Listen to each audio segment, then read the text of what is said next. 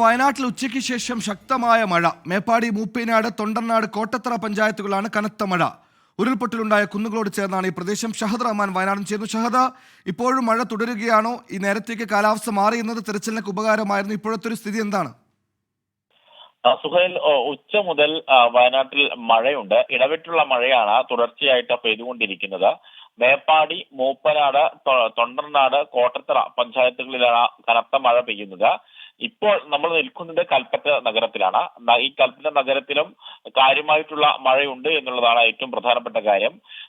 ഈ കടച്ചിക്കുന്ന്, അതുപോലെ തന്നെ വടുവഞ്ചാൽ എന്നിവിടങ്ങളിൽ 3 മണിക്കൂറിനിടെ 100 mm മഴയാണ് പെയ്തു എന്നാണ് ഈ സ്വകാര്യ ഏജൻസികളുടെ റിപ്പോർട്ട് പറയുന്നത്. ഉരുൾപൊട്ടലുണ്ടായ കുന്നുകളോട് ചേർന്നാണ് ഈ മഴ പെയ്യുന്നത് എന്നുള്ളതാണ് മറ്റൊരു പ്രധാനപ്പെട്ട കാര്യം. മലവെള്ളപ്പാച്ചിൽ സാധ്യത ഈ സ്വകാര്യ ഏജൻസികൾ പ്രധാനമായിട്ടും പറയുന്നുണ്ട്.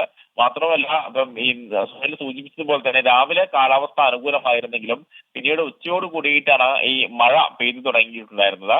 പക്ഷെ നിലവിൽ മറ്റ് അനർത്ഥ സംഭവങ്ങളൊന്നും റിപ്പോർട്ട് ചെയ്തിട്ടില്ല, അല്ലെങ്കിൽ ആശങ്കപ്പെടേണ്ട ഒരു സാഹചര്യമില്ല.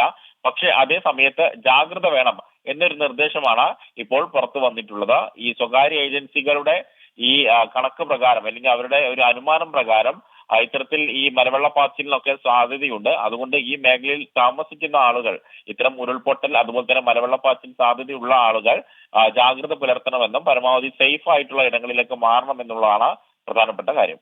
ഔദ്യോഗികമായ എന്തെങ്കിലും അറിയിപ്പ് ജില്ലാ ഭരണകൂടം ഇത് സംബന്ധിച്ച് നൽകിയിട്ടുണ്ടോ ഷഹദ? നിലവിൽ ഔദ്യോഗികമായിട്ടുള്ള അറിയിപ്പുകളൊന്നും വന്നിട്ടില്ല. ഈ സ്വകാര്യ ഏജൻസികളുടെ കണക്കുകളാണ് ഇപ്പോൾ ഈ മഴയുടെ വിശദാംശങ്ങൾ ഇപ്പോൾ നമ്മൾ പറഞ്ഞിട്ടുള്ളത്. ശരി, വയനാട്ടിൽ ശക്തമായ മഴയാണ്. യെല്ലോ അലേർട്ടാണ് ഇപ്പോൾ വയനാട്ടിലുള്ളത്. ഷഹദ് റഹ്മാനാണ് വാർത്തയുടെ വിശദാംശങ്ങൾ നൽകിയത്.